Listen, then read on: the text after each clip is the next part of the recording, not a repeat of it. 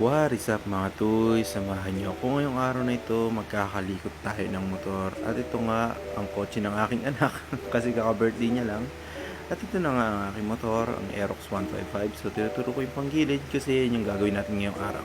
So tara, kunin natin yung tools dito sa aking kotse. At habang kinukuha natin yung tool, syempre si Mrs. nandyan sa likod ng camera, kinikwentuhan ako at naaning ako dito. At simulan na nga natin i-reveal ang mga pyesa. So ito ang JVT na CVT set. So ito muna ang pinakita ko, ang center spring, ang nut. So ito yung mga nut, bushing sa pulley, at ang CVT set mismo ng JVT. So itong JVT na ito ay isang dream ko din na mabili. At ito na nga, nire-review na nga, kunyari lang. So ito yung bell niya na titanium look. Hindi ko alam kung titanium talaga, pero ewan ko, dahil yung presyo niya, mahal din talaga to eh. At syempre yung clutch assembly. So may kasama na siyang spring at yan nga, so sobrang suwabe talaga. Ito, tinuro ko pa nga yung clutch spring. At ito naman yung drive face ng pulley. So talagang yung fins niya sa pulley ay medyo lessen na. So ito yung back plate. At may kasama siyang 11 grams na mga bola. At ito na nga, tinignan ko yung bola.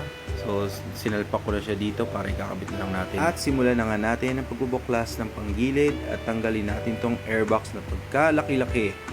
And I suggest pag magbabaklas kayo ng panggilid, gumamit muna kayo ng hand tools. Like yabe or kung ano-ano pa man yan. Basta gamitin nyo muna yung hand tools nyo bago nyo gamitin yung power tools like impact wrench or etc. etc. So ito, ginagamitan ko muna siya ng pakamay para iwas putol at iwas lost thread, no? Kasi mahal ang gastusin pag ganun. So marami magtatanong niyan, Tuis, marunong ka ba mag-ayos ng motor? Mekaniko ka ba?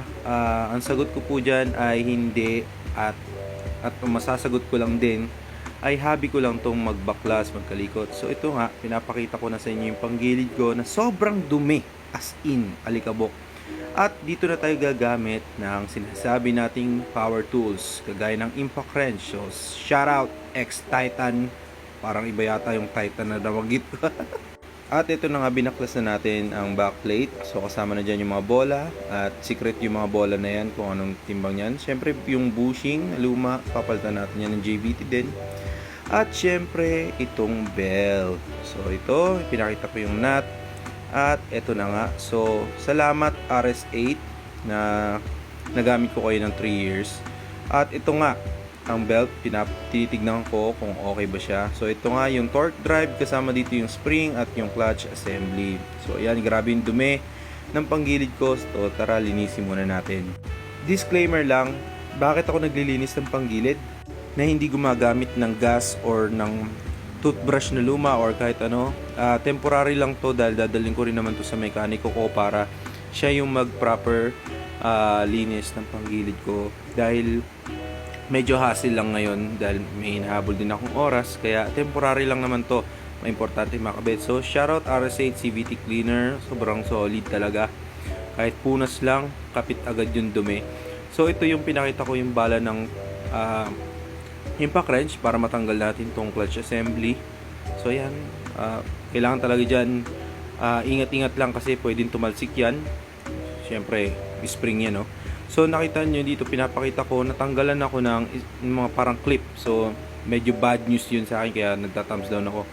At ito yung gamit kong center spring ngayon, 2000 RPM. So medyo 50-50 ako dahil ang bilis niya lumambot.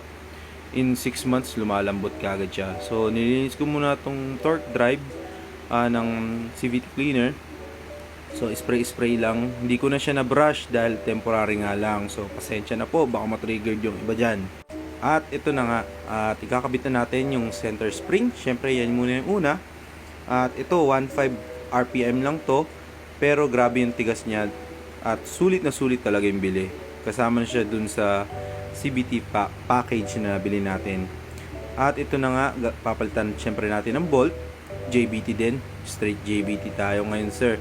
Dahil pa-birthday ko na rin to sa sarili ko. Happy birthday myself. Belated na pala. At ito na nga, hinihigpitan na lang natin to para iwas kalas. So ayan, check natin. Salpak tayo dito. Later on this video, makikita nyo may mali akong ginagawa at kayo na lang ang humusga. Kasi sa sobrang pagkaka-excited kong ikabit tong panggilid, hindi ko na nababa yung belt mismo dun sa torque drive. Ibig sabihin, hindi ko nabukas yung torque drive ng maayos. So, yun sa mga naka-Aerox NMAX at mga scooter na nakapanggilid, maintindihan niyo yung sinasabi ko. So, pagpasensyahan nyo na, sobrang pagkaka-excited lang, kaya hindi ko na nakabit na maayos. Pero, syempre, ikakabit ko pa rin na maayos. So, ayan nga, may nakita ko isang kamay, ayan yung tiyuhin ng asawa ko. Tinuturo niya sa akin, ayan, bukayin ko nga daw yung torque drive. So, ginawa ko nga. At yan, alam ko naman yun, nagkamali lang talaga ako dahil nga sobrang pagkaka-excited. So, ito nga, makikita niyo yung mga nut. Ultimo nut JBT tayo para sure na sure hanggang doon sa nut ng bell. Syempre, kailangan talaga yan. At kahit dito sa pulley. At tara, i-sound check na natin to.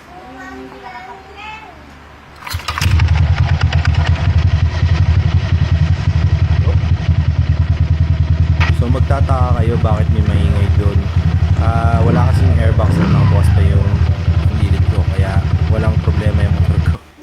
So, ito na nga, kabit na natin tong cover, yung crankcase cover natin. So, hand tight lang ulit tayo pagdating sa mga bolts para iwas putol. Huwag tayong gagamit ng mga power tools agad kahit nagmamadali. So, ito na nga, nakikita nyo naman, hand tight lang, hindi ko siya ginagamitan muna ng kahit anong tools para nga iwas putol tayo, iwas gastos ng pagkalaki-laki dahil nga pag naputol yan, GG tayo mga sir. So, ito na nga.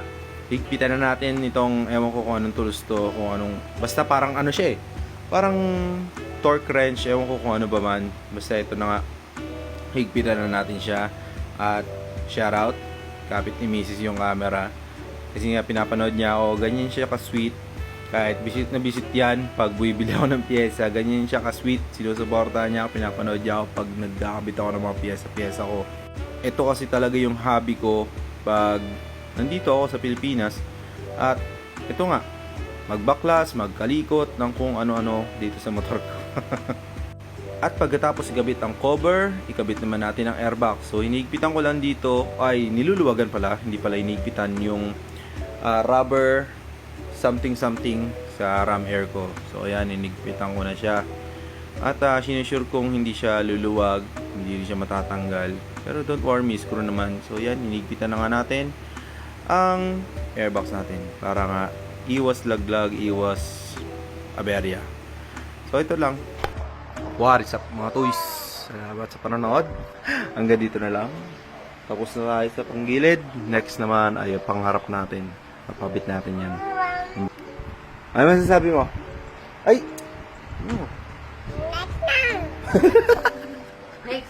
Next time. Next time daw. Okay, bye-bye.